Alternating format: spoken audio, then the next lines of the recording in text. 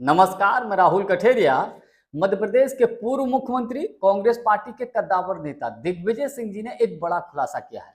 और दिग्विजय सिंह जी ने खुलासा इस बात को लेकर किया है कि 2020 में जब कांग्रेस पार्टी की सरकार गिरी थी, जब कमलनाथ जी मुख्यमंत्री थे, उस वक्त ज्योतिरादित्य सिंधिया जी ने बगावत क्यों की थी कांग्रेस से, और जिसके बाद वो भारतीय जनता पार्टी में शामिल हो गए कुछ विधायकों को लेकर, जिससे अच्छी खासी चलती हुई कांग्रेस की सरकार मध्य प्रदेश में गिर गई।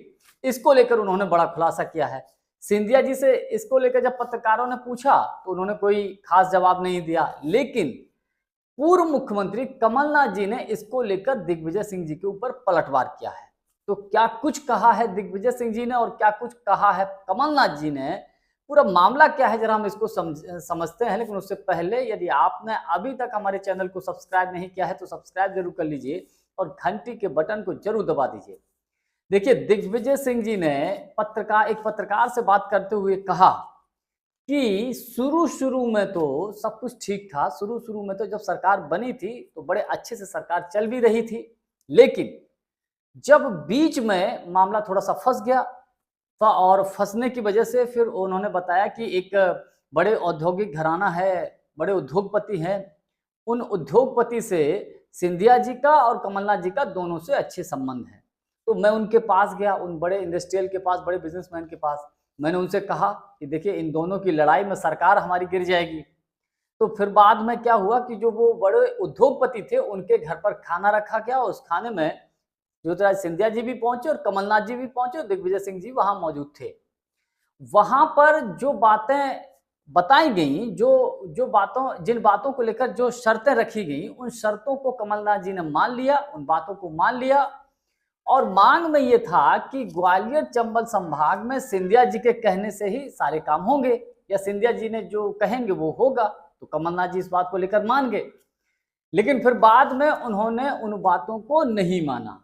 कुल मिलाकर सिंधिया जी की बातों को नजरअंदाज कर दिया गया, जिससे सिंधिया जी नाराज हो गए और सिंधिया जी के नाराज होने से फिर उन्होंने पार्टी से बगावत कर दी और कांग्रेस को छोड़कर वो बीजेपी में चले गए, जिससे अच्छी खासी कांग्रेस की चलती हुई सरकार मध्य प्रदेश में गिर गई।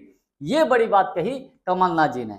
जब बात ये पूछा गया कि ये व्यक्तिगत था कि आइडियोलॉजिकल था, तो दिग्विजय सिंह जी ने कहा ये आइडियोलॉजिकल नहीं था, ये जो क्लैश था वो व्यक्तिगत था, यानी कि सिंधिया जी की व्यक्तिगत नाराजगी थी कमलनाथ जी से। उसके बाद जब ज्योतिरादित्य सिंधिया जी से पत्रकारों ने पूछा तो उन्होंने कहा कि मैं अतीत की कोई बात नहीं करना चाहता, बस इसके अलावा उन्होंने कुछ नहीं कहा। बात जब कमलनाथ जी के बारे में कही गई तो कमलनाथ जी ने ट्वीट किया अपने एक्स हैंडल से, और उन्होंने लिखा कि मध्य प्रदेश में 2020 में मेरे नेतृत्व वाली कांग्रेस सरकार गिरने को लेकर हाल ही में कुछ बयानबाजी की गई है। मैं सिर्फ इतना कहना चाहता हूं कि पुरानी बातें उखाड़ने से कोई फायदा नहीं, लेकिन यह सच है कि व्यक्तिगत महत्वाकांक्षा के अलावा श्री ज्योतिरादित्य सिंधिया को यह लगता था कि सरकार श्री दिग्विजय सिंह जी चला रहे हैं। इसी नाराजगी में उन्होंने कांग्रेस विधायकों को तोड़ा और हमारी सरकार गिराई। कुल मिलाकर कमलनाथ जी ने ये जो आरोप है, ये जो क्लैश है, वो मत्थे मर दिया है दिग्विजय सिंह जी के ऊपर कि भैया जो सरकार गिरी थी वो दिग्विजय सिंह जी की वजह से गिरी थी, क्योंकि सिंधिया जी को ऐसा लगता था कि नाम के लिए मुख्यमंत्री कमलनाथ हैं जबकि सरकार दिग्विजय सिंह जी चला रहे हैं। ये तो रही इन लोगों की बात, लेकिन फैक्ट क्या है, जहां तक मेरा अपना व्यक्तिगत मानना है, जब मध्य प्रदेश में कांग्रेस की सरकार बनी थी उस वक्त मैं ये मानता हूं कि कमलनाथ जी अपने आगे किसी की सुनते ही नहीं थे। कमलनाथ जी को जो ठीक लगता था वो करते थे।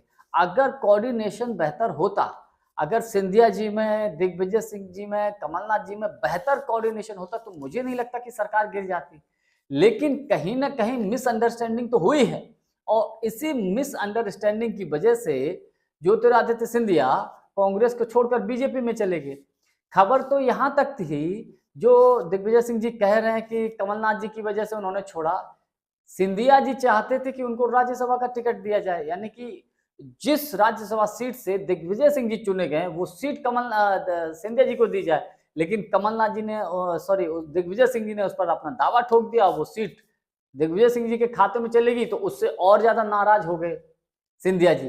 कुल मिलाकर अब चूंकि बात आई गई हो गई, लेकिन अब जो परतें हैं ना वो खुलकर निकल कर सामने आती हैं कि क्या हुआ था। धीरे धीरे आप इंतजार करिए, जब ये जैसे जैसे समय बीतेगा तो और बातें निकलकर सामने आएंगी कि हकीकत क्या थी, सिंधिया ने आखिर पार्टी छोड़ी तो छोड़ी क्यों थी।